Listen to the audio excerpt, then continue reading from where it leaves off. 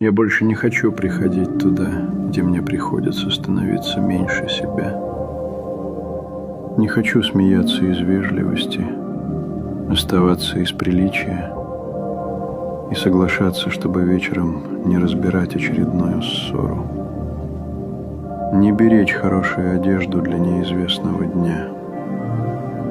Не откладывать поездку, если деньги можно заработать еще. Говорить «нет» без сочинения уважительной причины. И вообще, перестать строить жизнь, которую удобно объяснить другим.